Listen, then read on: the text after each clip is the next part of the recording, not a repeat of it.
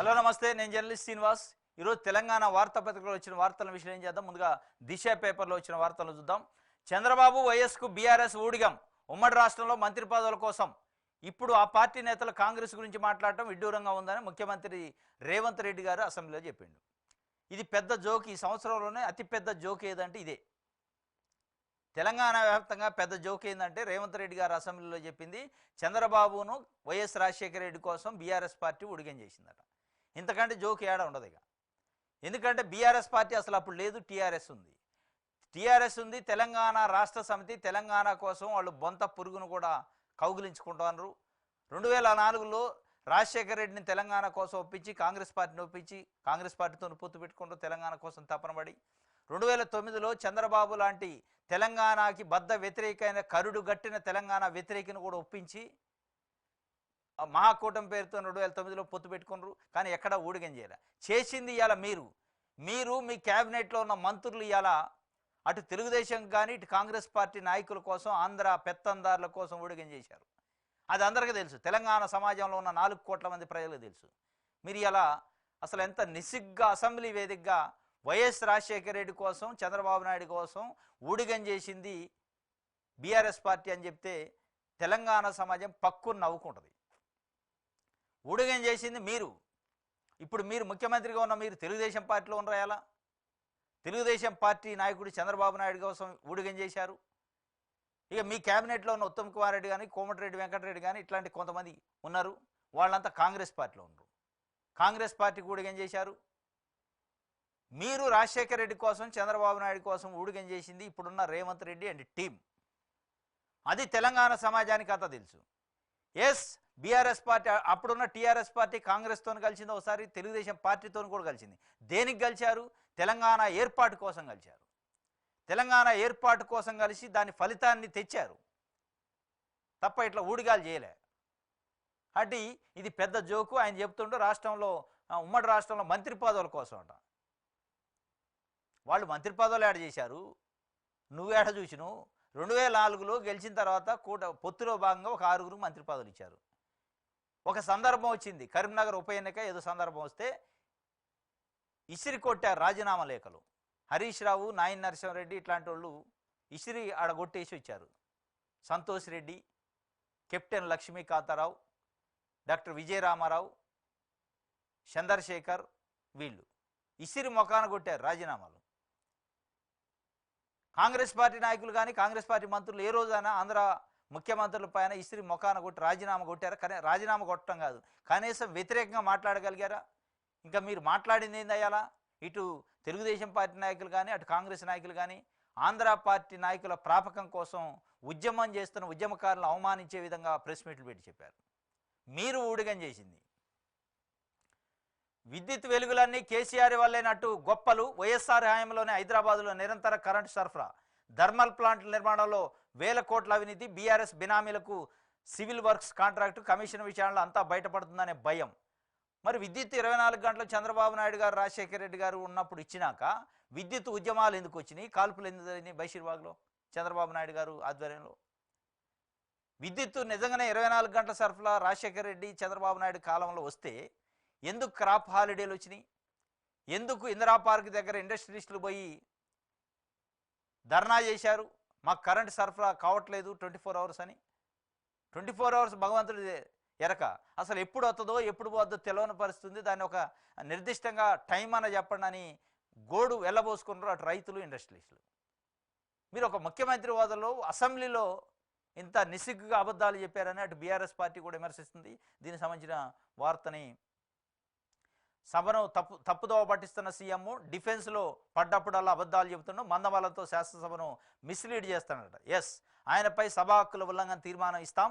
జైపాల్ రెడ్డి ఎన్నడూ జై తెలంగాణ అనలేదు హరీష్ రావు చెప్తున్నాడు. ఎస్, జైపాల్ రెడ్డి చేసి ఉండొచ్చు తెలంగాణ కోసం కృషి లోపల, కానీ బయటకు వచ్చి ఏ రోజు కూడా ఆయన ఉన్న పరిస్థితుల్లో ఇలా కాంగ్రెస్ పార్టీ అధికారంలో ఉంది, కాంగ్రెస్ పార్టీలో కేంద్ర మంత్రిగా ఉండగాట్టి జై తెలంగాణ అనే పరిస్థితి లేదు, అనలేదు కూడా. కానీ మొత్తం తెలంగాణను తీసుకొచ్చింది జైపాల్ రెడ్డి అని ఏం చెప్తున్నాడు? సభకు రాని కేసీఆర్కు ఎల్ఓపి ఎందుకు? కోమటిరెడ్డి రాజగోపాల్ రెడ్డి సభకు రాని కేసీఆర్కు అపోజిషన్ హోదా ఎందుకు అని చెప్పి ఆయన అడుగుతుండే. ఇంకోటి, విద్యుత్ రంగం అవకతవకలపై కమిషన్ ఏర్పాటును కోరిందే జగదీష్ రెడ్డి. ఇప్పుడు హాజరు కాకుండా కుంటి సాకులు.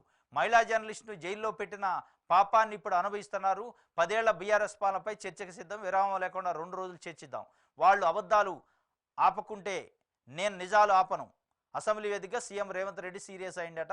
మొత్తానికైతే ఇది నిన్న అసెంబ్లీలో జరిగింది. ఇంకోటి 30,000 మంది టీచర్లతో సీఎం ముఖాముఖి అట.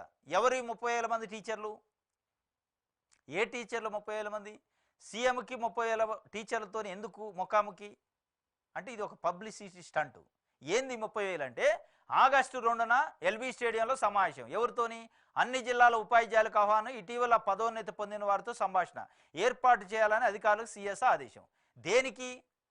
ప్రమోషన్ పొందిన 30,000 మంది ఉపాధ్యాయులతోని ఈయన ముఖాముఖి అవుతాడట ముఖ్యమంత్రి.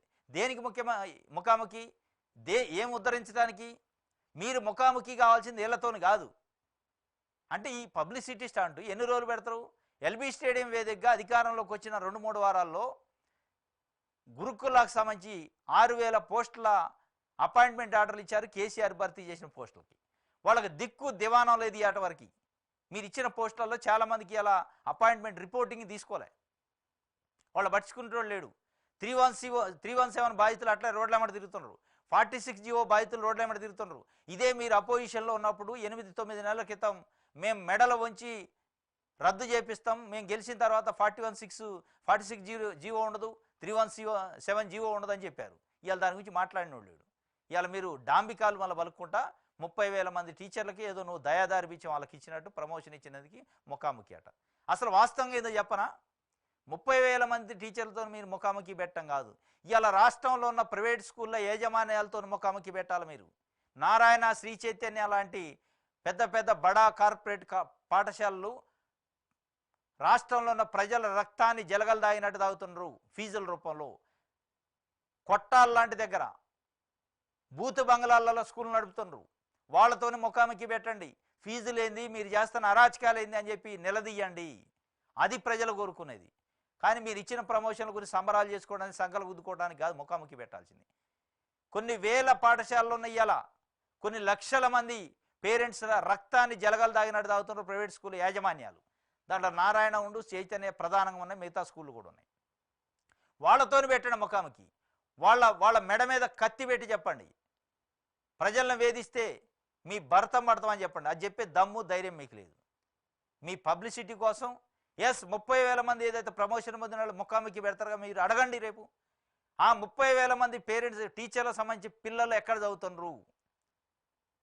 మీరు చెబుతున్న అద్భుతమైన స్కూళ్ళు, ప్రభుత్వ స్కూళ్ళు అంటున్నారు కదా, ఆ స్కూల్లోనే చదువుతున్నారా, ప్రైవేట్ స్కూళ్ళలో చదువుతున్నారా? మరి వాళ్ళు చెప్పే స్కూల్ పైన వాళ్ళకి నమ్మకం లేనప్పుడు, వాళ్ళు నడిపే విద్యా వ్యవస్థ పైన వాళ్ళకి నమ్మకం లేనప్పుడు, అంటే సామాన్య ప్రజలు, ఎస్సీ, ఎస్టీ, బీసీ మైనార్టీలకు సంబంధించిన బడుగు బలహీన వర్గాల ప్రజలు మీరు చెప్పే అద్భుతమైన స్కూళ్ళు, ప్రభుత్వ స్కూళ్ళు అని చెప్పే దగ్గర పోవాలా? అది మీరు సమావేశం పెట్టాల్సింది, ముఖాముఖి చేయాల్సింది. పెట్టండి. ఒకవైపు 30,000 మంది టీచర్లు, ఇంకొక వైపు ప్రైవేట్ స్కూల్ యాజమాన్యాలు పెట్టండి. ఈ 30,000 మంది టీచర్లకు సంబంధించిన పిల్లలు ఎక్కడ చదువుతున్నారు, వాళ్ళ కుటుంబ పిల్లలు ఎందుకు ప్రైవేట్ స్కూళ్ళల్లో చదువుతున్నారు, ప్రభుత్వ స్కూల్లో చదవట్లేదు, అంత దరిద్రంగా అంత దుర్భరంగా ఉన్నాయా అని చెప్పి వాళ్ళని అడగండి. మీరు ముఖాముఖి పెట్టినప్పుడు వాళ్ళు చెబుతారు. అప్పుడైనా మీకు జ్ఞానోదయం కలిగింది. ఒక్కడంటే ఒక టీచర్ పిల్లలు చదివితే దేనికైనా సిద్ధం. ఒక్కడంటే ఒక్క టీచర్ 30,000 మందిని మీరు పిలుచుకోండి, ఎల్బీ స్టేడియం ముఖాముఖి పెట్టండి, మీడియాని పిలవండి. ప్రతి టీచర్ని అడగండి మీ పిల్లలు ఎక్కడ చదువుతున్నారని. ఒక్క టీచర్ కూడా ఇగో మా పిల్లోడు, మా పాప ప్రభుత్వ స్కూల్లోనే చదువుతుంది, ఫలానా ప్రభుత్వ స్కూల్ అని చెప్తే నా చెవు కోసుకుంటా. ఇది ఛాలెంజ్ అనమాట. ఏ ప్రభుత్వం అన్నా అసలు సిగ్గు ఎగ్గు ఉండాలి. మనం ఏ వ్యవస్థలో ఉన్నాం, ఏమి నడుపుతున్నాం, ఎటుపోతుంది వ్యవస్థ. లక్షల లక్షల రూపాయలు జీతాలు ఇస్తారు టీచర్లకి, అక్కడ చదువు ఉండదు, వాళ్ళ పిల్లలు అక్కడ చదవరు, వాళ్ళ పిల్లలు పోయి ప్రైవేట్ స్కూల్లో చదువుతారు. సామాన్యుల పిల్లలు ఎక్కడ చదవాలి? మళ్ళీ వాళ్ళు గొర్రెలు బర్రెలు కాయాలి. ప్రైవేట్ స్కూళ్ళకి అసలు లిమిట్ లేదు. వాళ్ళ ఫీజులు ఏంది, వాళ్ళ కథ ఏంది, వాళ్ళ దోపిడీ ఏందని ఎవడు పట్టించుకుంటాడు. యూనిఫామ్ల పేరుతో దోపిడీ, పుస్తకాల పేరుతో దోపిడీ, ఫీజుల పేరుతో దోపిడీ. వీటిపైన మీరు ముఖాముఖి పెట్టాలి. ప్రైవేట్ స్కూళ్ళ యాజమాన్యాలతో ముఖాముఖి పెట్టి వాళ్ళకు ముక్కు తాడేసే ధైర్యం, దమ్ము నిజంగానే మీకు చిత్తశుద్ధి ఉంటే అది చేస్తే మీకు ఉంటుంది. ప్రైవేట్ స్కూళ్ళ యాజమాన్యాలు, ప్రైవేట్ హాస్పిటల్స్ యాజమాన్యాలు కూడా అడ్డగోలుగా పెట్టారు. అడ్డగోలుగా హాస్పిటల్లో దోపిడీ ఎవడు అడిగేటోడు లేడు, మాట్లాడేటోడు లేడు. అసలు కంప్లైంట్ ఇచ్చినా పట్టించుకుంటోడు లేడు. ఎట్లాగా మీరు ప్రైవేట్ విద్యా సంస్థలు లేకుండా, ప్రైవేట్ హాస్పిటల్ వైద్య సంస్థలు లేకుండా గవర్నమెంట్ నడపలేదు, అది అందరికీ తెలిసిందే. కానీ కనీసం వాళ్ళ నియంత్రణ చేయండి. ఇది ఒక వార్త. కేంద్రం అప్పు 185 లక్షల కోట్లు అయిందట. ఇప్పుడు కేంద్రం అప్పు 185 లక్షల కోట్లు. మరి ఏం చేస్తుంది ప్రభుత్వాలు? 185 లక్షల కోట్లు అంటే మామూలా? ఇప్పటికే 171 లక్షల కోట్లు ఉందట ఇప్పుడు ప్రజెంట్ అప్పు. అది ఇంకో 2-3 ఏళ్ళలో 185 లక్షల కోట్లకు పోద్దట. ఎవరిని తాకట్టు పెడతారు మీరు? 131 కోట్ల భారతీయుల తలలపైన మీరు 185 లక్షల కోట్ల అప్పు భారం వేసి వాళ్ళ తలలను తాకట్టు పెడతారా? ఇదే మీరు చేసే సంక్షేమం? ఇదే మీరు చేసే అభివృద్ధి? ఇదే వికసిత్ భారత్? ఏం వికసిత్? అప్పులలో వికసిత, ప్రజల జీవితాల్లో వికసిత? అప్పులలో వికసితు, బీజేపీ నాయకులలో వికసిత్ తప్ప ప్రజల్లో వికసిత లేదు. ప్రజల మొత్తం ఆగమాగమయ్యారు. సరైన ఉపాధి లేదు, సరైన ఉద్యోగాలు లేవు. నిత్యావసర వస్తువుల ధరలు అయితే ఆకాశాన్నింటినీ కొనుక్కునే పరిస్థితి లేదు. బతుకు ఎలదీయటమే కష్టంగా ఉంది. మీరు వికసిత అని చెబుతున్నారు. ఆ వికసిత కోసం 185 లక్షల కోట్లు అప్పు చేయడానికి ముందుకొచ్చారు. ఇది అలా కేంద్ర ప్రభుత్వం యొక్క వ్యవహారం. దానికి సంబంధించిన పార్లమెంట్లో ప్రకటించాడు. ఇప్పుడు 171 లక్షల కోట్లు ఉంది, త్వరలో 185 లక్షల కోట్లకు పోద్ది అని చెప్పి. ఢిల్లీలో రంగంలోకి బుల్డోజర్లట. అక్రమ నిర్మాణాల తొలగింపుకు ఎంసీడీ సన్నాహాలు. 13 కోచింగ్ సెంటర్లకు సీలు. 3 స్టూడెంట్స్ మృతి. కేసుల్లో మరో 5 అరెస్టు. కేసు దర్యాప్తునకు కేంద్ర హోంశాఖ ఆధ్వర్యంలో ప్రత్యేక కమిటీ అట. ఢిల్లీలో రంగంలోకి బుల్డోజర్. ఎప్పుడు దిగాలి రంగంలోకి బుల్డోజర్లు? మనుషులు చచ్చాక వస్తారా మీరు? అంటే మనుషులు చనిపోతే స్పందిస్తుంది ప్రభుత్వం, మనుషులు చనిపోతే స్పందిస్తారు అధికారులు. చనిపోయినాక ఎవడికి కళ్ళుండవు, చేతులుండవు, కాళ్ళుండవు. ఎటుపోయింది వ్యవస్థ? ఈ బుల్డోజర్లు ఎడిపోయినాయి, ఈ అధికారులు ఎడిపోయారు. మరి వాళ్ళంతా యథేచ్ఛగా అక్రమంగా కోచింగ్ సెంటర్లు నడుపుతుంటే మీరు ఇచ్చిన పర్మిషన్ ఏంది? పర్మిషన్ లేకుండా ఎట్లా నడుతున్నాయి? 13 కోచింగ్ సెంటర్లను సీజ్ చేశారు నేను ఢిల్లీలో. అంటే 13 కోచింగ్ సెంటర్లు అక్రమంగా ఇన్ని సంవత్సరాలు నడుస్తున్నట్టుగా. మరి ఎక్కడ పోయారు అధికారులు? వాళ్ళను కాదు జైల్లో పెట్టాల్సింది. అక్రమంగా కోచింగ్ సెంటర్లు 13 నడుస్తున్నప్పుడు వాటిని ఇవాళ సీజు, ప్రజల ప్రాణాలు పోయాక సీజ్ చేసినప్పుడు అసలు ఆ 13 కోచింగ్ సెంటర్లు నడుస్తుంటే అక్కడ చేయాల్సిన అధికారులు ఇడిపోయారు. ఆ అధికారుల సంగతి ఏంది? వాళ్ళపైన ఏం కేసులు పెడతారు, ఎక్కడ ఏ జైలుకు పంపుతారు, అది చేయాలి. మీరు బుల్డోజర్లు తీసుకురావడం కాదు. అంటే ఎవడైతే నిర్లక్ష్యం చేసిండో మళ్ళీ అధికారి వస్తాడు, బుల్డోజర్లు పట్టుకొని కూలగొడతారు. అంటే నీ పాత్ర ఏంది? నువ్వు జీతం తీసుకునేది దేనికి? బుల్డోజర్లు పెట్టి కూలపటానికే? అసలు ఈ జీతం తీసుకొని పని చేయని అధికారి ఎవడుండు, దాన్ని పట్టించుకొని అధికారి ఉండు. ఆ 3 ప్రాణాలు పోవడానికి అధికారి కూడా కారణం. వాడిపైన హత్యా నేరం పెట్టి కేసు పెట్టాలి.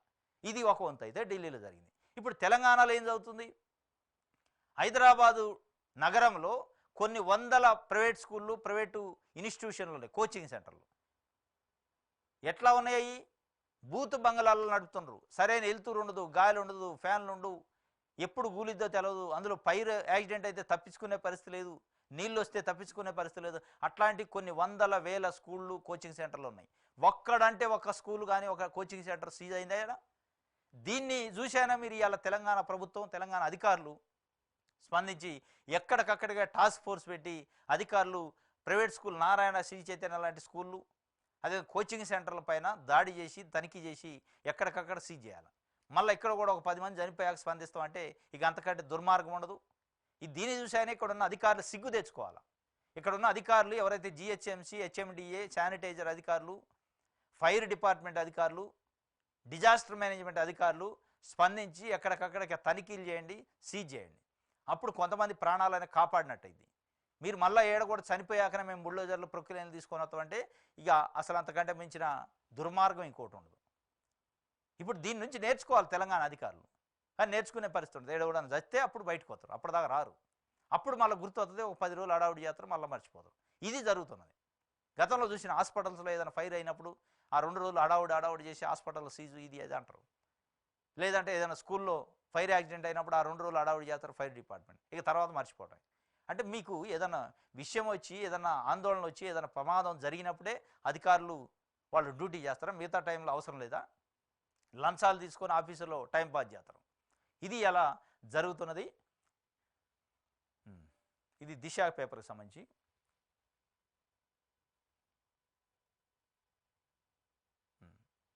ఈనాడు చూద్దాం. విద్యుత్ ప్లాంట్ల నిర్మాణంలో కుంభకోణం, జార్ఖండ్లో 18% తక్కువకే BHELకు టెండరు, తెలంగాణలో నామినేషన్పై ఎలా ఇస్తారు? కమిషన్ విచారణ కొనసాగాలని సుప్రీంకోర్టు చెప్పింది. అసెంబ్లీలో ముఖ్యమంత్రి రేవంత్ రెడ్డి వాస్తవాలు వెలుగులోకి వస్తాయనే వారిలో భయమట. ఇది ముఖ్యమంత్రి చెబుతుంటే విద్యుత్ కుంభకోణం పైన పార్లమెంట్లో విద్యుత్ ప్లాంట్ నిర్మాణంలో కుంభకోణం జరిగిందని అసెంబ్లీలో చెప్పిండు. సభకు సీఎం వాస్తవాలు చెప్పాలి. ఒప్పందం జరిగింది గృహ అవసరాల మీటర్ల కోసమే, వ్యవసాయ పంపు సెట్లకు మినహా అని అందులో స్పష్టంగా ఉంది. రేవంత్ రెడ్డి అసలు అంశాన్ని వదిలి మిగతాదే చదివారు. బడ్జెట్ పదులపై చర్చలో మాజీ మంత్రి జగదీష్ రెడ్డి. సభకు సీఎం వాస్తవాలు చెప్పాలని మాజీ మంత్రి జగదీష్ రెడ్డి చెప్తున్నారు. విద్యుత్ పైన, విద్యుత్ మీటర్లు, వ్యవసాయ పంపు సెట్లకు మీటర్ల పైన అసెంబ్లీలో ముఖ్యమంత్రి పచ్చి అబద్ధాలు చెప్పిండని జగదీష్ రెడ్డి చెప్తున్నాడు. వాస్తవం ఇందులో ఉంది ఏంటంటే ఉదయ్ స్కీమ్ ఉదయ్ అనే ప్రభుత్వం సెంట్రల్ గవర్నమెంట్ పెట్టింది. ఉదయ్ అనే ఒక స్కీమ్. దాంట్లో ఏంది, గృహ అవసరాలకి డొమెస్టిక్ మీటర్లకి స్మార్ట్ మీటర్లు పెట్టాలి. దానికి ఒప్పందం చేసుకుంది 2017 జనవరి 4న తెలంగాణ రాష్ట్ర ప్రభుత్వం. దాన్ని ముఖ్యమంత్రి రేవంత్ రెడ్డి గారు ఏం చెబుతుండు, 2017 జనవరి 4న వ్యవసాయ పంపు సెట్లకి మీటర్లు పెట్టడానికి కేసీఆర్ ప్రభుత్వం ఒప్పుకుంది అన్నాడు. అది వాస్తవంగా తప్పు. వ్యవసాయ పంపు సెట్లకి మేము ఎట్టి పరిస్థితులు ఒప్పుకోమని కేసీఆర్ చెప్పిండు. దాన్ని అసలు అమల్లోకి తీసుకురాలి. ఇప్పటివరకు ఇవాళ ముఖ్యమంత్రి రేవంత్ రెడ్డి గారు ఆయన ఒప్పుకుండా కాబట్టి నేను అమలు చేస్తా అంటున్నాను. సరే, అసలు ఆయన ఒప్పుకుండా లేదా పక్కన పెడితే అది అబద్ధం. ఆయన ఒప్పుకోలేదు అనేది బీఆర్ఎస్ చెప్తుంది. ఒకవేళ ఒప్పుకుండా అంటే మీరు చేసే పాత్ర ఏంది? మరి ఆయన ఒప్పుకుంటే మీరు నిలుదల చేయాలి కదా. మరి మీరు మంచోళ్ళు కదా, మీరు ప్రజాపాలన కదా, మీది ప్రజల కోణంలో ఆలోచించాలి కదా. విద్యుత్ మోటార్లకి, వ్యవసాయ మోటార్లకి మీటర్లు పెట్టడానికి మేము వ్యతిరేకం అని కేంద్రానికి లెటర్ రాయండి. దాని నుంచి తప్పుకోండి, ఒప్పందం నుంచి. మీకు అధికారం ఉంది కదా. అది చెప్పరు. మళ్ళా ఎటు తిరిగి ఏం చెప్తారు, మీటర్లు పెట్టడానికి మేము కూడా సిద్ధమే, కానీ కేసీఆర్ పెట్టిన కాబట్టి మేము దాన్ని కొనసాగిస్తాం. కేసీఆర్ పెట్టిన దాన్ని ప్రతిదాన్ని కొనసాగించేటట్టయితే మీరెందుకేగా, మీ మార్పింది ఇది. ఇలా తెలంగాణ సమాజం అడుగుతుంది. పదే పదే కేసీఆర్ ఒప్పుకున్నాడు నువ్వు రద్దు చేయి. ఒకవేళ నిజంగా ఒప్పుకున్నది ఏమన్నా కాగితం ఉంటే, ఆడు ఒప్పుకున్నది లేదు, మన లేదు. ఒప్పుకున్నది డొమెస్టిక్ మీటర్లకి, మీరు చెబుతుంది వ్యవసాయ పంపు సెట్లకి. వ్యవసాయ పంపు సెట్లకు మీటర్లకు నేను ఒప్పుకోలేదు అని ఆయన చెప్తుండే. ఒప్పుకున్న కాగితం ఉంటే బయట పెట్టండి, దాన్ని రద్దు చేయండి, దాని నుంచి వైదొలగండి, దాని మీద ఉద్యమం చేయండి కేంద్ర ప్రభుత్వంతో. మేము ఎట్టి పరిస్థితుల్లో వ్యవసాయ పంపు సెట్లకు మీటర్లకు ఒప్పుకోం, కేసీఆర్ ఒప్పుకున్నాడు కానీ మేము ఒప్పుకోవట్లేదు, ఇగో రద్దు చేస్తున్నాం, కేసీఆర్ ఒప్పుకున్నదని అని చెప్పండి. అది లేదు, ఆడేం లేదు కాబట్టి సరుకు లేని వ్యవహారం పైన పదే పదే అసెంబ్లీని తప్పుదోవ పట్టిస్తుండు రేవంత్ రెడ్డి అని జగదీష్ రెడ్డి చెప్తుండు. వాస్తవం ఇది. 2వ విడత రుణమాఫీ నిధులు జమ నేడే, 1,50,000 వరకు ఉన్న అప్పులకు విముక్తి శాసనసభ ప్రాంగణంలో ప్రారంభించిన సీఎం రేవంత్ రెడ్డి. 7 లక్షల మందికి 7,000 కోట్ల విడుదలట. మొత్తానికి అయితే 2వ విడత రుణమాఫీ 1,50,000 వరకు. మరి దీంట్లో ఉన్న మతలబ్ ఏందో కానీ మొత్తం 31 లక్షల మంది ఖాతాలకి రైతులకి రుణమాఫీ అన్నారు. మొదటి విడతలో దాదాపు 11 లక్షల మంది రైతులకి ఇచ్చారు. ఇప్పుడు ఒక 7 లక్షల మంది రైతులకట. మొత్తం చూస్తే 18 లక్షలు అవుతుంది. 18 లక్షల లోపు ఉన్న రైతులే, 1,50,000 ఉన్న రైతులే 18 లక్షలు ఉంటే మరి ఇంకొక దాదాపు 13 లక్షల మంది రైతులు 2 లక్షల పైన ఉన్నారా? నిజంగా అంత ఉంటారా? ఎందుకంటే మీరు 1,00,000 అప్పుడు 11 లక్షలు ఉంది. 1,00,000 రూపాయల లోపు లోన్ ఉన్న రైతులు 11 లక్షలు ఉంటే 1,50,000 కష్టాలు తగ్గింది 7 లక్షలకి. మరి 2 లక్షల కష్టాలు 3 లక్షల రైతులు అవుతారా, 4 లక్షల రైతులు అవుతారా? సంఖ్య అయితే తగ్గింది. రైతుల సంఖ్య అప్పు పెరిగినా కొద్ది తగ్గిద్ది. మరి మొత్తం చూసినా 20 లక్షలు దాటట్లా మీరు అనే రుణమాఫీ.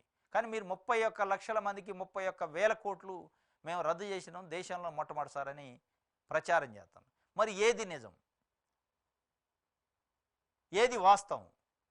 ఇందులో కూడా 1,00,000 రూపాయల లోపు ఉన్న రుణాల్లో చాలామందికి ఇంకా కాలే. దాని గురించి స్పష్టత లేదు. రేషన్ కార్డు లేని రైతులను ఎట్లా తీసుకుంటారో క్రైటీరియా అనేది స్పష్టత లేదు. అనేక విషయాలపైన స్పష్టత కరువైంది. అయినా అట్లే ముందుకు పోతుండ తప్ప ఎనికి రావట్లే. దానిపైన క్లారిటీ లేదు. ఇది జరుగుతుంది. నిధులు ఈరోజు జమ చేస్తారట. మళ్ళా అయోమయం, గందరగోళమే. అడవిలో అమెరికా మహిళపై అమానుషం, గొలుసుతో చెట్టుకు కట్టేసి వెళ్లిన వైనం మహారాష్ట్రలో ఘటనట. అడవిలో అమెరికా మహిళట, 50 సంవత్సరాల మహిళ లలిత కయ్యి కుమార్ అనే మహిళ. మహారాష్ట్రలో సింధుదుర్గ్ జిల్లాలో అత్యంత హేయమైన ఘటనట. వాస్తవంగా ఇది హేయమే. 50 సంవత్సరాల వయసు ఉంటుందామా. అడవిలో కట్టేశారట. 40 రోజుల క్రితం గొలుసు పెట్టి ఒక చెట్టుకు కట్టేసి వెళ్ళిపోయారట. గుర్తు తెలియని వ్యక్తులని ఇచ్చారు. కానీ భర్త పనిచేసిందని అనుమానం వస్తుంది. అక్కడ గొర్రెల కాపురు ఒక ఆయన చూసి 40 రోజుల తర్వాత నిన్న మొన్న అరుపులేని వస్తున్నాయని పోయి మొత్తం పోలీసు వాళ్ళని పిలిచి ఆమెని తీసుకెళ్ళి హాస్పిటల్ అడ్మిట్ చేశారు. ఇక వాడంత దుర్మార్గుడు, వాడంత సైకో ఇంకోడు లేడు. నిజంగానే భర్తే తీసిపోయాడు కట్టేస్తే. అది చూస్తున్నాం. నచ్చకపోతేనే గొడవలు అయితేనో విడాకులు తీసుకుంటారు, కోర్టుకు పోతారు, లేకపోతే విడిగా ఉంటారు, పెద్ద మనుషులు పంచాయతీ చేసుకుంటారు, ఇంకా కొంతమంది సైకో ముండా కొడుకులు వస్తే చంపేస్తారు. కానీ ఇదేంది ఇంత మరీ దుర్మార్గం, ఇంత సైకోతనమా? దేశపై నడి అడవిలో కట్టేస్తే రాత్రి ఏది పగులేది తెలియదు, ఆడ ఏం వస్తుంది కరతది తెలియదు, ఏం చంపుతుంది తెలియదు, తిండి లేదు, తిప్పలు లేదు, తినడానికి తిండి లేదు, తాటాన్ని నీళ్ళు లేవు. ఇంత మరీ నరక యాతన అనమాట. ఇది ఒక నరకం చూపించిండు మరి వాడు తెలుసుకోవాలా. భర్త అయితే మటుకి చాలా కఠినంగా శిక్షించాలి. సర్కారు బడిపై అపనమ్మకమే. ప్రభుత్వ పాఠశాలలో నానాటికి తగ్గుతున్న విద్యార్థులు 2021-22లో 5 తరగతుల వరకు 11,19,000 మంది ఉన్నారు. 2023-24లో కేవలం 8,15,000 మంది పిల్లలే ఉన్నారు. శాసనసభలో ప్రవేశపెట్టిన నివేదికలో వెల్లడి. ఇప్పటికైనా సిగ్గు రావాలి ప్రభుత్వానికి. సిగ్గు వచ్చి మీరు 30,000 మంది ప్రమోషన్ వచ్చిన టీచర్లతో ముఖాముఖి కాదు, మొత్తం టీచర్లతో ముఖాముఖి ఒకవైపు పెట్టండి, ఇంకొక వైపు ప్రైవేటు పాఠశాలల యాజమాన్యాలతో ముఖాముఖి పెట్టండి. ఎందుకు మీరు ప్రభుత్వ స్కూల్లో టీచర్లుగా ఉండి ₹1,00,000 జీతం తీసుకొని మీ పిల్లల్ని మీ స్కూళ్ళల్లో ఎందుకు చదివిట్లే? మీరు చెప్పే పాఠశాలల పైన నమ్మకం లేదా? మీరు చెప్పే విద్యా వ్యవస్థ పైన నమ్మకం లేదా? లేనప్పుడు మీరు ఎందుకు అసలు అంతంత జీతాలతోని అని నిలదీయండి, అడగండి. ఇంకొక వైపు ప్రైవేటు విద్యా సంస్థలు ప్రజల రక్తాన్ని జలగల్లెక్క పీల్చుకొని తింటున్నారు, వాళ్ళపైన కూడా అడగండి. ప్రభుత్వ స్కూళ్ళ పైన అపనమ్మకం ఉండబట్టే ఇక సంఖ్య చూడు ఎటు తగ్గింది. 2021-22లో 5వ తరగతి వరకు 11,19,000 మంది ఉంటే 2023-24 8,15,000 పడిపోయింది. అంటే దాదాపు 3 లక్షల మంది విద్యార్థులు తగ్గిపోయారు ప్రభుత్వ స్కూల్లో. 3 లక్షల మంది విద్యార్థులు ఒక సంవత్సరంలో తగ్గిపోతే అసలు ఎటు పోస్తున్న వ్యవస్థ? ప్రభుత్వ స్కూళ్ళ పైన ప్రజలకు అసలు నమ్మకం ఉందా? ప్రజల పక్కన పెట్టండి, ప్రభుత్వానికి నమ్మకం ఉందా? ప్రభుత్వ స్కూళ్ళల్లో చెప్పే చదువు పైన, ప్రభుత్వ స్కూళ్ళ వ్యవస్థ పైన ప్రజలకు కాదు ప్రభుత్వానికి ముందు నమ్మకం లేదు. ప్రభుత్వానికి, ప్రభుత్వ టీచర్లకే నమ్మకం లేదు, ప్రభుత్వ అధికారులకే నమ్మకం లేదు. మీ ప్రభుత్వంలో పనిచేసే కొన్ని లక్షల మంది ఉద్యోగులు వాళ్ళ పిల్లల్ని ఎక్కడ చదివిస్తారు? ప్రభుత్వ స్కూల్లో ఎందుకు చదివిట్లే? వాళ్ళ ప్రభుత్వానికి సంబంధించిన పాఠశాలలు, విద్యా వ్యవస్థ పైన ఎందుకు నమ్మకం లేదు? అంటే అంత దరిద్రంగా ఉంది మీ చదువు, మీ కథ అనేది. దాన్ని సంస్కరించండి. మీరు పదే సంకలు ఊదుకొని నేను ఇది చేసినా, నేను పొడిచినా, నేను తీసినా అని అందరు ఏ ముఖ్యమంత్రి ఉన్నా చెప్పుకోవడం కాదు, దీన్ని సంస్కరించాలి. ఇది బడిపై అపనమ్మకం ఉందట. అపనమ్మకం ఉన్నదే ప్రభుత్వానికి ఉంది కదా, ప్రజలకు నమ్మకం ఉంటేనే ఇంకా పోతాండ్రు.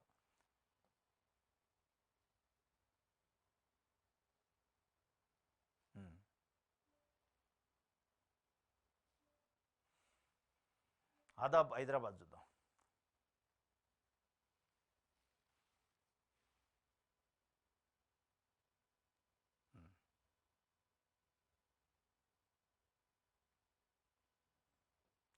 హమీదుల్లా నగర్లో భూమాయట.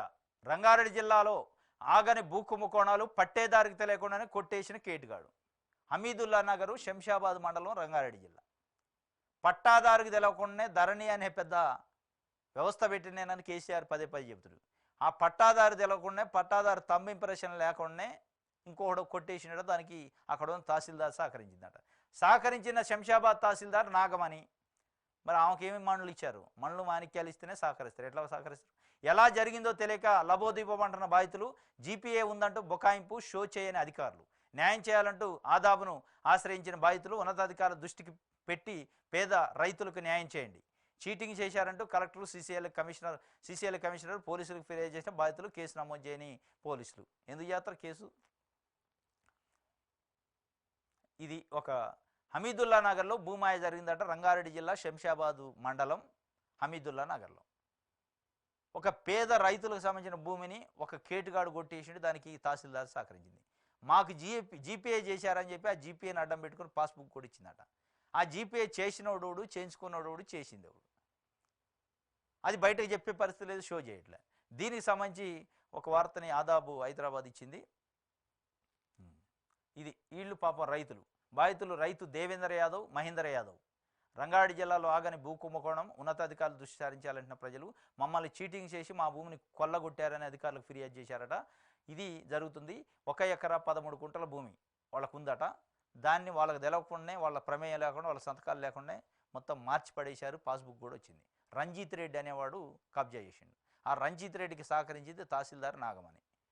వాళ్ళ మధ్యలో ఏం జరిగింది, ఏం లంచాలు చేతులు మారినాయి కానీ మొత్తానికైతే వీళ్ళిద్దరు పేద రైతులు. ఎకరం 10 గుంటలు అంటే ఒక్కొక్కరికి అర్ధ ఎకరం కూడా రాదు. వాళ్ళని మోసం చేసి వాళ్ళని రోడ్డును పడేసి ఇలా అధికారులు ఈ పరిస్థితి చేస్తున్నారు. దానిపైన ఉన్నతాధికారులు చర్యలు తీసుకోవాలనేది డిమాండ్. మరి ఏం తీసుకుంటారో చూడాలి. నెక్స్ట్ సాక్షి చూద్దాం. పవర్ ప్రకంపనలో అధికార విపక్షాల ఆరోపణలు, సవాళ్లతో అట్టుడికిన శాసనసభ, అవినీతి వ్యవహారాల నుంచి వ్యక్తిగత అంశాల దాకా పరస్పర దాడులు. చర్చను ప్రారంభించిన కాంగ్రెస్ సభ్యుడు రాజగోపాల్ రెడ్డి గత ప్రభుత్వ విధానాలతో విద్యుత్ రంగం తీవ్ర నష్టాల్లోకి వెళ్ళిందన్న ఆక్షేపణ. కాంగ్రెస్ సర్కారు కక్షపూరితంగా రాద్ధాంతం చేస్తుందన్న బీఆర్ఎస్ సభ్యుడు జగదీష్ రెడ్డి. గత ప్రభుత్వ విద్యుత్ ఒప్పందాలన్నీ అవినీతిమయమని అన్న సీఎం రేవంత్. దీంతో జగదీష్ రెడ్డి, రేవంత్, మంత్రి కోమటిరెడ్డి మధ్య వాగ్వివాదం నడిచిందట. మొత్తానికి దొంగతనాలు చేసినోడు, సంచులు మోసి జైలు కొడినోడు అని ఒకళ్ళొకళ్ళు జగదీష్ రెడ్డి, ముఖ్యమంత్రి రేవంత్ రెడ్డి మాట్లాడుకున్నారు. సంచులు మోసి జైలుకి వెళ్ళినోడు అని ముఖ్యమంత్రి అన్నాడు ఆయన దొంగతనాలు చేసినోడు అని ఆయన చెప్పిండు. ఇది ఒక వార్త. ఇది సాక్షికి సంబంధించి.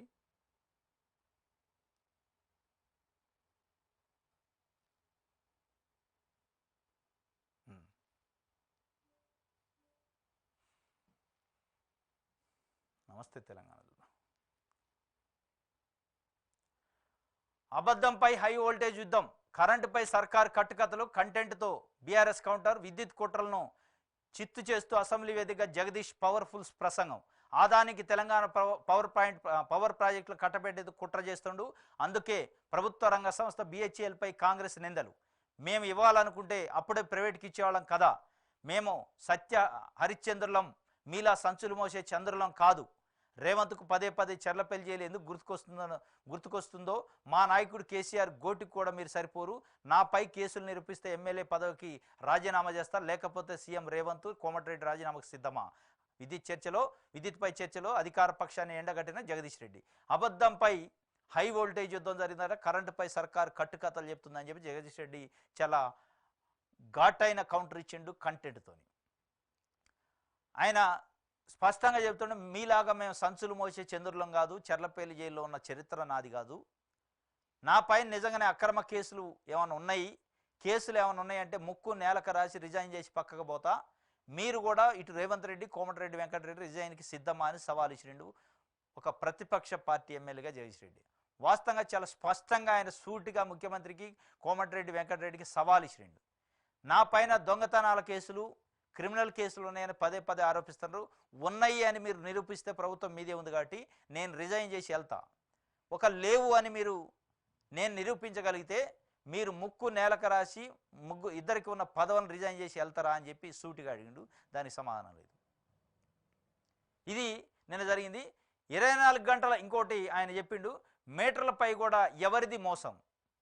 ఈ వ్యవసాయ పంపు సెట్లకు మీటర్ల పైన పదే పదే రేవంత్ రెడ్డి గారు అసెంబ్లీ సమావేశాలు స్టార్ట్ అయిన దగ్గర నుంచి వ్యవసాయ పంపు సెట్లకు మీటర్లు పెట్టడానికి ఒప్పుకోనడు కేసీఆర్ అంటాడు. ఒప్పుకోలేదని బీఆర్ఎస్ అంటే ఆధారాలతో సహా చూపిస్తున్నారు వాళ్ళు. నిజంగానే 2017లో ఒప్పుకున్నారు అని చెప్పి రేవంత్ రెడ్డి చెబుతారు. 2017లో ఒప్పుకుంటే ఇప్పటివరకు ఎందుకు అమలు చేయలేదనేది ఒక ప్రశ్న అయితే, అంటే ఒప్పుకోలేదు అనేదానికి అది ఒక ఆధారం. ఒకవేళ నిజంగానే కేసీఆర్ ఒప్పుకుంటే కేసీఆర్ చేసిన పనులు మీరు కంటిన్యూ చేయరు కదా. కేసీఆర్ చేసిన చెడులన్నింటిని తొలగిస్తా అంటున్నారు కదా. ఇదొక చెడు కింద, ఇదొక మంచి పని కాదు కాబట్టి దీన్ని కూడా తొలగించండి. మరి తప్ప పదే పదే కేసీఆర్ని చూపించి ప్రజలపైన మీటర్లు పెట్టే కార్యక్రమం, ప్రజలకి పంపు సెట్లకు మీటర్లు పెట్టే కార్యక్రమం చేయడానికి ముందుకు వస్తాడు రేవంత్ రెడ్డి. కేసీఆర్ పేరు చెప్పి కేసీఆర్ భుజం పైన తుపాకీ పెట్టి రైతులను కాల్చే ప్రయత్నం రేవంత్ రెడ్డి చేస్తాడు అనడానికి స్పష్టంగా ఆధారాలు ఉన్నాయి. కేసీఆర్ ఒప్పుకున్నాడు కానీ అమలు చేయలేదు, నేను అమలు చేస్తా అంటే నేను. కేసీఆర్ ఒప్పుకుంటే ఎందుకు అమలు చేయలేదు 5 సంవత్సరాల నుంచి అంటే దానికి ఆన్సర్ లేదు. అంటే కేసీఆర్ ఒప్పుకోలేదు. కేసీఆర్ ఒప్పుకున్న దేనికి? డొమెస్టిక్ మీటర్ల పైన, ఇళ్లలో ఉండే కరెంటు మీటర్లకి స్మార్ట్ మీటర్లు పెట్టడానికి ఒప్పుకున్నాడు. దాన్ని రేవంత్ రెడ్డి ఏం చెబుతుండు? వ్యవసాయ పంపు సెట్లకి మీటర్లు పెట్టడానికి కేసీఆర్ ఒప్పుకున్నాడు కాబట్టి నేను అమలు చేసి మోదీ ప్రశంసలు పొందాలనుకుంటున్నాను ఆయన. ఎస్, మీరు మోడీ ప్రశంసలు పొందాలంటే పెట్టండి మీటర్లు, కానీ కేసీఆర్ని ఎందుకు బదనాయం చేస్తారనేది బీఆర్ఎస్ చెబుతుంది. ఇది మీటర్ల పైన ఎవరిది మోసం అంటే రేవంత్ రెడ్డిది మోసం స్పష్టంగా తెలుస్తుంది. వ్యవసాయ పంపు సెట్లకి బీఆర్ఎస్ ఒప్పుకోలేదు మీటర్లు పెట్టడానికి, దాన్ని స్పష్టం. ఒప్పుకొని ఉంటే కాగితం చూపి ఉన్నారు. ఒకవేళ కాగితం నిజంగానే ఆయన ఒప్పుకున్నాడు అంటే దోషిగా చూపించి మీరు రద్దు చేయండి దాన్ని. స్పష్టంగా దీంట్లో ఇంకేముంది పంచాయతీ. 24 గంటల విద్యుత్కు ఆద్యుడు చంద్రబాబు. పక్కు నవ్విద్ది తెలంగాణ సమాజం. 24 గంటల విద్యుత్కి చంద్రబాబు ఆద్యుడు అంటే తెలంగాణ సమాజం సిగ్గుతోని తలదించుకుంటుంది. ఒక ముఖ్యమంత్రిగా నిండు సభలో అసెంబ్లీలో చెప్పడానికి సిగ్గు ఉండాలి అనేది ఇలా తెలంగాణ సమాజం నిలదీస్తుంది. 24 గంటల విద్యుత్కి చంద్రబాబు నాయుడు ఆద్యుడా? చంద్రబాబు నాయుడు ఉన్నప్పుడు ఎప్పుడు కరెంటు పోద్ది, ఎప్పుడు వస్తుందో తెలవని పరిస్థితి. రైతులు కరెంటు షాకులు కొట్టి పాములు గరిచి చాలా దగ్గర చనిపోయిన పరిస్థితి, పొలాల దగ్గర. ఆ చరిత్ర మీరు మర్చిపోయారా? బషీర్బాగ్ విద్యుత్ కాల్పులు ఎవరిదయ్యా? ఎవరి యొక్క పాపం? చంద్రబాబు నాయుడు పాపం కాదు. కాల్పులు జరిపి చంపేయలే. 24 గంటల విద్యుత్కి చంద్రబాబే ఆద్యుడట. అసలు సిగ్గు శరమ రెండు ఉండాలా ఈ మాట చెప్పడానికి, కొంచెం అన్న ఉండాలా. తెలంగాణ సమాజం చీకొట్టింది. జైపాల్ రెడ్డి కృషి, సోనియా దయతోనే తెలంగాణకు విద్యుత్ వెలుగు. మళ్ళీ జైపాల్ రెడ్డి కృషి అంటాడు, సోనియా దయ అంటాడు, మళ్ళీ చంద్రబాబు అంటాడు. ఈ రెండు ఎట్లుంటాయి? జైపాల్ రెడ్డి సోనియా గాంధీ ఏ పార్టీ, చంద్రబాబు నాయుడు ఏ పార్టీ? చంద్రబాబు నాయుడు ఆద్యుడు అయినప్పుడు జైపాల్ రెడ్డి సోనియా గాంధీ ఎక్కడి నుంచి వచ్చింది మళ్ళా? ఇది రేవంత్ రెడ్డి గారు పాపం ఆయన గురువు కోసం రకరకాల తపన పడుతుండే, అసెంబ్లీని కూడా వేదికగా మార్చుకుండా ఆయన గురువుకి పబ్లిసిటీ ఇవ్వడానికి అనేది ఇలా బీఆర్ఎస్ చెబుతుంది. నమస్తే తెలంగాణ రిపోర్ట్ చేసింది. ఆయన గురువు గారు, రాజకీయ గురువు ఆయన చంద్రబాబు నాయుడు గారిని పబ్లిసిటీ చేయడానికి, ఆయన ఆకాశాన్ని ఎత్తడానికి అసెంబ్లీని కూడా వదిలిపెట్టట్లే రేవంత్ రెడ్డి. 4 కోట్ల మంది తెలంగాణ ప్రజలు మర్చిపోయిండు, ఆంధ్రాలో ఉన్న చంద్రబాబు నాయుడు గారిని జపం చేస్తుండే రేవంత్ రెడ్డి అనేది స్పష్టంగా అర్థమైంది. చంద్రబాబు నాయుడు ఎట్లా అడ్జెట్ అవుతాడు? 24 గంటల కరెంటుకి సిగ్గు ఉండాలి కొద్దిగా. 24 గంటల కరెంటు వచ్చింది నిజంగా అంటే తెలంగాణ వచ్చిన తర్వాత కేసీఆర్ పరిపాలనలో వచ్చింది. అది చంద్రబాబు నాయుడు అప్పుడు రాలే, రాజశేఖర రెడ్డి అప్పుడు రాలే. రాజశేఖర రెడ్డి అప్పుడు నాణ్యమైన విద్యుత్తునిచ్చారు 7 గంటలు 8 గంటలు. చంద్రబాబు నాయుడు కాలంలో అసలు నాణ్యమైన విద్యుత్ లేదు. ఆ నకిలీ విద్యుత్ అది కూడా ఎప్పుడు వద్దో ఎప్పుడు పోద్దో తెలియని పరిస్థితి. దాంతో అనేక మంది రైతులు ఆత్మహత్యలు చేసుకొని రప్పులై, అనేక మంది రైతులు పాములు గరిచి తేళ్లు గరిచి శాలల్లో అర్ధరాత్రి అపరాత్రి లేకుండా మధ్యరాత్రి 2 గంటలకు కరెంట్ ఇచ్చేది, మధ్యరాత్రి 3 గంటలకు కరెంట్ ఇచ్చేది, 12 గంటలకు ఇచ్చేది. ఎప్పుడు వద్దో తెలియక చాలలో పడుకొని చనిపోయిన వాళ్ళు ఉన్నారు, కరెంటు షాకులు కొట్టి చనిపోయిన వాళ్ళు ఉన్నారు. లో వోల్టేజ్తోని క్రాప్ హాలిడేలు ఇచ్చిన పరిస్థితి ఉంది. పారిశ్రామికవేత్తలు, పరిశ్రమల యజమానులు ధర్నాలు చేసిన పరిస్థితి, కరెంట్ లేదు రానాయన అని. తెలంగాణ వచ్చిన తర్వాత 10 సంవత్సరాల్లో క్రాప్ హాలిడేలు లేవు, ఇండస్ట్రియలిస్టులు ధర్నాలు లేవు. 24 అవర్స్ ఒక్క సెకండ్ కూడా బాకుండా గ్రామాల్లో కూడా కరెంట్ ఇచ్చిన చరిత్ర బీఆర్ఎస్కే ఉంది. వాస్తవం అది ఇవాళ తెలంగాణ సమాజంలో ఏ గ్రామానికి పోయినా ఏ రైతుని అడిగినా చెప్తున్నారు. దానికి సిగ్గు ఎగ్గు లేకుండా కనీసం అసెంబ్లీని వేదికగా చేసుకొని ఒక ముఖ్యమంత్రి హోదాలో రేవంత్ రెడ్డి గారు చంద్రబాబు నాయుడే 24 గంటల కరెంటుకి ఆద్యుడు అంటే ఇక అంతకంటే పెద్ద జోక్ ఉండదు, అంతకంటే పెద్ద నేరం ఉండదు. ఇది ఒకటి. 2 లోగాలు మల్లన్న సాగరు కొండపోచమ్మలకు నీళ్ళు ఇవ్వకుంటే రహదారులు దిగ్బంధం చేస్తాం. కొడవెల్లి హల్దీవాక్కు ఒక్కో టీఎంసీ విడుదల చేయకపోతే రైతులతో ముట్టడి. ఒంటేరు హెచ్చరిక. అడుగంటేనే భూగర్భ జలాలు సగం కూడా పూర్తి కానీ వరి నాట్లట. సిద్దిపేట జిల్లా మల్లన్న సాగర్ రిజర్వాయర్ కింద ముదిరిన నారుమళ్లు. కాంగ్రెస్ ప్రభుత్వం రిజర్వాయర్ నింపక పోవడంతో నీళ్లు లేక రైతులు వరి నాట్లు వేయలేదు. దీంతో ముదిరిపోయిన వరి నారు. ఇది మల్లన్న సాగరు కొండపోచమ్మలకి ఆగస్టు 2లోగా నీళ్లు ఇవ్వకపోతే మేమే వచ్చి రహదారులు దిగ్బంధం చేస్తామని బీఆర్ఎస్ పార్టీ చెబుతుంది. ఇది ఒక వార్త. మాఫీ కాలేదు, న్యాయం చేయండి. ఎస్సీ ఎస్టీ కమిషన్ నిజామాబాద్ రైతు ఫిర్యాదు. 90,000 లోన్ తీసుకున్నా, రుణమాఫీ వర్తించలేదని ఆవేదన. అప్పుల భారమై రైతు ఆత్మహత్య. రాజన్న సిరిసిల్ల జిల్లాలో ఎస్సీ ఎస్టీ కమిషన్కి పోయినా పడుచుకుంటూ వెళ్ళాడు. అసలు ఇప్పుడు ఉన్న సమస్యలు, రైతు రుణమాఫీ లక్షలు ఒప్పించిన దాంట్లో ఉన్న సమస్యలను పరిష్కారం చేయకుండా మళ్ళీ 1,00,000 ఇస్తారట. ఈ గందరగోళాన్ని సృష్టిస్తున్నారు. ఇంకోటి దీంట్లో పెద్ద గమ్మత్తు ఏంటంటే 6,500 కోట్లు అటు ఇవాళ ఇచ్చేది ఒక 7 లక్షల మంది రైతులు అని చెప్తున్నారు. మొదటి విడతలో ఒక 11 లక్షల మంది రైతులకు ఇచ్చారు. ఇప్పుడు ఒక 18 లక్షలు అయింది. అంటే మొదటి విడతలో ₹1,00,000 11 లక్షల మంది రైతులకి ఇస్తే 1,50,000 కోష్టాలకు తగ్గారు 7 లక్షలకి. మరి 2 లక్షల కోష్టాల్లో 3 లక్షల రైతులు అవుతారా? ఇంకా తగ్గుతారు రైతుల సంఖ్య. మరి ఎక్కడుంది 31 లక్షల మంది రైతులకు మేము రుణమాఫీ చేస్తామని చెప్పారు. మరి చూస్తే 20 లక్షల మంది రైతులకు కూడా లేరు. మరి 31,000 కోట్లు రుణమాఫీ అన్నారు. మొత్తం చూస్తే కూడా ఇప్పుడు మొదటి విడతలో ఒక 6,000 కోట్లు, ఇప్పుడు 7,000 కోట్లు, 13,000 కోట్లు అయింది. ఇంకొక ఉంటే ఒక 7,000 కోట్లు ఉంటాయి. మొత్తం కలిపితే 20,000 కోట్లు కూడా కావట్లే. కానీ మీరు డాంబికాలు చెప్పారు, 31,000 కోట్ల రూపాయలు రుణమాఫీ చేసిన ప్రచారం, సంబరాలు. ఇంత పచ్చి అబద్ధాలు, పచ్చి మోసాలతోనే రైతులు మోసం చేస్తారు అనేది ఇక్కడ నమస్తే తెలంగాణ ఒక వార్తను రిపోర్ట్ చేసింది.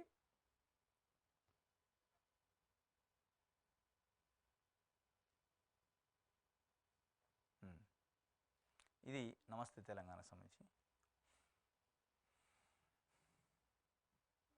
ఆంధ్రజ్యోతి చూద్దాం. యాదాద్రి ప్లాంట్లో 15,000 కోట్ల దోపిడీ, భద్రాద్రి ప్లాంట్లో 2,500 కోట్లు మింగింది ఎవరు? దొరికినందునే కమిషన్ రద్దు చేయాలంటున్నారు. సుప్రీంకోర్టు కమిషన్ కొనసాగించమని చెప్పింది. కమిషన్ల కక్కుర్తిపడి ఇండియా బుల్తో ఒప్పందం. మొత్తం మీద యాదాద్రి విద్యుత్ ప్లాంట్లో 15,000 కోట్ల రూపాయల అవినీతి జరిగిందట, దోపిడీ జరిగిందట. దాన్ని బయటికి తీయటానికి రేవంత్ రెడ్డి పూనుకుంటూ ఇంకొక 2,500 కోట్లు భద్రాద్రి విద్యుత్ ప్లాంట్లో జరిగిందట. ఇది కేసీఆర్ చేసిన అవినీతి అక్రమాలపైన మీరు ఈ స్థాయిలో కమిషన్లు ఇచ్చి విషయాన్ని చేసి నిగ్గు తేలుస్తాం, బయటికి తీస్తాం అంటున్నప్పుడు మరి కేసీఆర్ 20 మీటర్లు పెట్టడానికి ఒప్పుకున్నదాన్ని ఎందుకు రద్దు చేయలేకపోతున్నారు? ఎస్, కేసీఆర్ చేసిన పనులపైన, కేసీఆర్ చేసిన అవినీతి పైన కమిషన్లు ఇచ్చి విచారణ చేసి వాటి రద్దు చేస్తున్నారు కదా, వాటి నిగ్గు తేలుస్తున్నారు కదా. మరి అది కూడా ఒక రకమైన కేసీఆర్ చేసిన ప్రజలకి చేటు చేసే స్కీమే. మీరు అంటున్నట్టు నిజంగానే 24 మీటర్లు పెట్టడానికి ఒప్పుకున్నాడు కేసీఆర్ అంటే దాన్ని ఎందుకు రద్దు చేయట్లే? పదే ఆయన చేసిన కాడిని నేను కొనసాగిస్తా, తప్పనిసరి పరిస్థితి అని చెప్పుకుంటున్నారు తప్ప దాన్ని ఎందుకు రద్దు చేయట్లే? ఇవన్నీ రద్దు చేస్తున్నప్పుడు దాన్ని ఎందుకు చేయట్లే అనేది ఇలా తెలంగాణ సమాజం మిమ్మల్ని అడుగుతుంది. వాణిజ్య పన్నుల శాఖ వాణిజ్య పన్నుల స్కామ్ సిఐడి చేతికి సిసిఎస్ నుంచి బదలాయించిన ప్రభుత్వం మరింత లోతుగా దర్యాప్తునికి ఆదేశం. 1,000 కోట్లలో స్కామ్ జరిగిందనే నిర్ధారణ ఇప్పటికే తేలింది. 1,400 కోట్లు సోమేష్ కుమార్ చుట్టూ బిగిస్తున్న ఉచ్చు. మాజీ చీఫ్ సెక్రటరీ సోమేష్ కుమార్ చుట్టూ బిగిస్తుందట ఉచ్చు. సిఐడికి ఒప్పచెప్పింది వాణిజ్య పన్నుల సమస్య స్కామ్ని. సిసిఎస్ పోలీసుల చేతిలో ఉందని సిఐడికి ప్రభుత్వం అప్పచెప్పిందట. లోతుగా దర్యాప్తు చేస్తారట. ఇప్పటికే 1,400 కోట్లు అక్రమాలు జరిగినాయని బయటకు వచ్చింది. ఇంకెంత ఉంది ఏందనేది చూస్తారట. ఇది ఒక వార్త.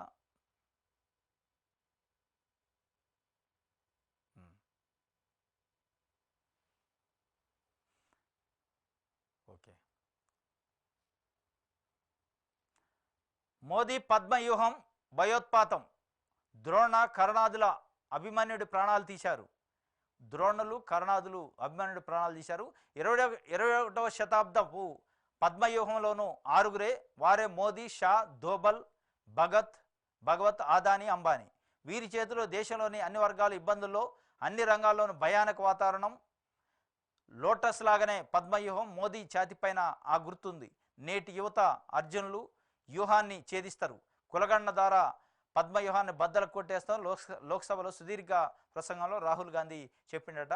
మోదీ పద్మవ్యూహం భయోత్పాతం సృష్టించదు. ఒక 6గురు ఉండట. మోదీ, అమిత్ షా, భగవత్, ఆదాని, అంబానీ, అజిత్ దోవల్. మొత్తానికి వీళ్ళని 6గురిని ఆయన ద్రోణ కర్ణాదులు లేక చెప్పి అభిమానులు లేక ప్రజలను వేధిస్తున్నారు యువతని. అది కులగణన ద్వారా, సమగ్ర కులగణన ద్వారా పద్మవ్యూహాన్ని బద్దలు కొట్టేస్తాం అంటాడు. మరి ఆ సమగ్ర కులగణన మీరన్న తెలంగాణలో అమలు చేయట్లేదు. తెలంగాణలో మీరిచ్చారు, రేవంత్ రెడ్డి హామీ ఇచ్చిండు. సమగ్ర కులగణన చేస్తాం, 42% స్థానిక సంస్థల్లో బీసీలకు రిజర్వేషన్ ఇస్తాం. ఆ సమగ్ర కులగణన లేకుండా ఇవాళ బీసీలకు రిజర్వేషన్ లేకుండా స్థానిక సంస్థల ఎన్నికలకు పోవడానికి ముఖ్యమంత్రి రేవంత్ రెడ్డి ముందుకు వస్తాడు. బీసీ సమాజం మీ మాట కోసం ఎదురు చూస్తుంది. రేవంత్ రెడ్డి ఇది రాహుల్ గాంధీ మాట కోసం మీరు ఇచ్చిన హామీలను అమలు చేయాలని కోరుకుంటుంది. కానీ దాన్ని చేయట్లేదు. మీరు పోయి పార్లమెంట్లో పెద్ద మాటలు మాట్లాడుతున్నారు. సమగ్ర కులగణన ద్వారా ఈ పద్మవ్యూహాన్ని ఛేదిస్తామని. మరి ఆ పద్మవ్యూహాన్ని సమగ్ర కులగణన కూడా ఛేదించడానికి తెలంగాణలో ఛేదించండి ఫస్ట్, తర్వాత దేశం మొత్తం ఛేదిస్తారు. ఇది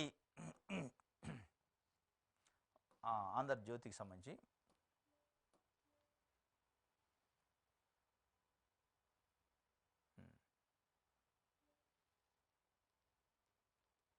ఓకే, సాక్షి అయిపోయింది కదా. దిశ పేపర్ చూద్దాం.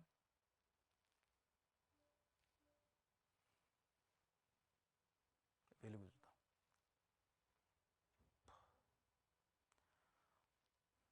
దేశంలో ట్యాక్స్ టెర్రరిజం నడుతుంది, వ్యవస్థలన్నీ ఆగమైపోతున్నాయి. లోక్సభలో Rahul Gandhi fire. Middle class ప్రజలకు వెన్నుపోటు పొడిచారు. ఆదాని, అంబానీకి సంపద దోచిపెడుతున్నారు. 6గురు పద్మవ్యూహంలో దేశం చిక్కుకున్నది. ఇప్పుడు పద్మవ్యూహంలో ఉన్నది అభిమానులు కాదు, అర్జునులు. ఇక నుంచి నేను మాట్లాడుతుంటే మోదీ సభకు రారని కామెంట్ చేసిండు. ఇక నుంచి నేను మాట్లాడితే అంటే రాహుల్ గాంధీ చెప్తుండు, నేను పార్లమెంట్లో మాట్లాడుతుంటే మోడీ సభలో అడుగుపెట్టడానికి సాహసం చేయడు, భయాందోళనలో ఉన్నాడు. రాహుల్ గాంధీ ఈటెల లాంటి మాటలు మాట్లాడుతున్నా అని చెప్పి రాహుల్ గాంధీ చెప్తుండు. దేశంలో ట్యాక్స్ టెర్రరిజం నడుతుందట, మిడిల్ క్లాస్ ప్రజలకు వెన్నుపోటు పొడిచారు అంటాడు. ఇది వాస్తవం.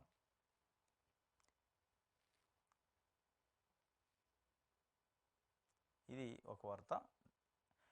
పవర్ ప్రాజెక్టులో 1000 కోట్ల దోపిడీ ఎవరు దిగమింగారో తేలుస్తాం బీఆర్ఎస్ నేతలకు సీఎం రేవంత్ హెచ్చరిక. బీహెచ్ఎల్ కాంట్రాక్టు ఇవ్వడంలోనే అసలు మతలబు ఉంది. ఇసుక, కంకర, సివిల్ సబ్ కాంట్రాక్టులని బినామీలకి అప్పగించారు. పవర్పై ఎంక్వైరీ అడిగిందే వాళ్ళు, ఎంక్వైరీ ఆపాలంటూ కోర్టుకెళ్ళింది వాళ్లే. కేసీఆర్ సత్యహరిచంద్రుడి అయితే విచారణకు ఎందుకు పోతలే. సుప్రీం తీర్పును కూడా వక్రీకరిస్తున్నారు. చేసిన పాపం ఊరికే పోదు, ఆడబిడ్డలను జైల్లో పెట్టించారు, ఇప్పుడు వాళ్ళకు అదే గతి పట్టిందని వ్యాఖ్య. అర్ధరాత్రి 1:30 వరకు సాగిన సభ, పద్దులపై సమాధానం ఇచ్చిన బట్టి. పవర్ కమిషన్కు కొత్త చైర్మన్ నియమిస్తున్నాం అని చెప్పి సీఎం చెప్పిండు. కిషన్ రెడ్డి, కేటీఆర్ చుట్టాలైనరట. పవర్ ప్రాజెక్టులలో 1000 కోట్ల దోపిడీ ఎవరు దిగమింగారో తేలుస్తారట. తేలవండి, తప్పులేదు. కానీ సుప్రీంకోర్టు కేసీఆర్ పోయిండు. ఎల్ నరసింహారెడ్డిని కమిషన్ చైర్మన్ ఇచ్చి తప్పించింది సుప్రీంకోర్టు.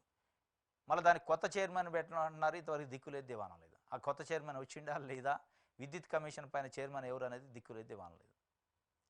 ఇది జరుగుతుంది. మరి ఏం జరిగిందో చూడాలి. సరిహద్దు దాటిన మరో ప్రేమ కథట. సీమా హైదర్, అంజు తరహాలో మరో సరిహద్దు ప్రేమ కథ వెలుగులోకి వచ్చింది. సోషల్ మీడియాలో పరిచయమైన ఇండియన్ కోసం 25 ఏళ్ల పాకిస్తానీ యువతి తన 2 పిల్లలను వదిలేసి వాగా సరిహద్దు దాటి ఇండియాలోకి ప్రవేశించిందట. 2 పిల్లలున్న తల్లి 25 సంవత్సరాల ఒక ఇండియన్ కోసం సోషల్ మీడియాలో పరిచయం అయినవాడు. వాడి కోసం 2 కన్న బిడ్డలను వదిలేసి వచ్చింది పాకిస్తాన్ నుంచి, వాగా సరిహద్దు నుంచి ఇండియాలోకి. ఇది గతంలో కూడా మనం చూసిన సీమా హైదర్ అండ్ అంజు వాళ్ళు కూడా, ఆ సీమా హైదర్ కూడా పిల్లల తల్లి. మరి పిల్లల తల్లికి ఏం రోగం పడుతుందో ఏం కానీ మొత్తానికైతే పిల్లలను వదిలేసి పాపం వాళ్ళు రోడ్ల మీద వదిలేసి వస్తున్నారు. మరి ఇది ఏం ప్రేమ, ఏం పిచ్చి, ఇది అర్థం కావట్లే. మొత్తానికైతే మళ్ళీ సరిహద్దులు దాటిన తర్వాత ప్రేమ, ఇది ప్రేమ కథ అంటారు, ఇది అట్రాక్షన్ అంటారు. ప్రేమ కథ అంటే 2 పిల్లల తల్లి ప్రేమ కథ అని పిల్లలను రోడ్డును పడేసి వస్తే అది ఎట్లా ప్రేమ కథ? అది సరిహద్దులు దాటడం కాదు, అది వ్యామోహం, పిచ్చి. అది ప్రేమ కాదు, పాడు కాదు, పిచ్చి కథ అది. ఇది ఒక వార్త. తుది దశకు పీసీసీ చీఫ్ ఎంపిక. సీఎం విదేశీ పర్యటన ముగిశాక ప్రకటించే ఛాన్సు. ఎంపీ బలరామ నాయక్ పేరు దాదాపు ఖరారట. ఒక్కో సామాజిక వర్గం నుంచి ఒక్కో వర్కింగ్ ప్రెసిడెంట్ అట. ఇది కథ ముగిసినట్టే. తుది దశకు పీసీసీ చీఫ్ ఎంపిక అయిందట. ఆయన రేవంత్ రెడ్డి విదేశీ పర్యటన నుంచి రాగానే ప్రకటిస్తారట. బలరామ నాయక్ పేరు దాదాపు ఖరారైనట్టు ఒక వార్తను వెలుగు పత్రిక ఇచ్చింది. కాబట్టి ఇది నిజమే అయి ఉండొచ్చు. వెలుగు పత్రిక అంటే కాస్త కాంగ్రెస్ ఫేవర్ కాబట్టి ఉండొచ్చేమో. ఇది వెలుగుకు సంబంధించి. ఇది ఈరోజు తెలంగాణ వార్తాపత్రికలో వచ్చిన వార్తలకు సంబంధించిన విశ్లేషణ. రేపు తాజా వార్తలతో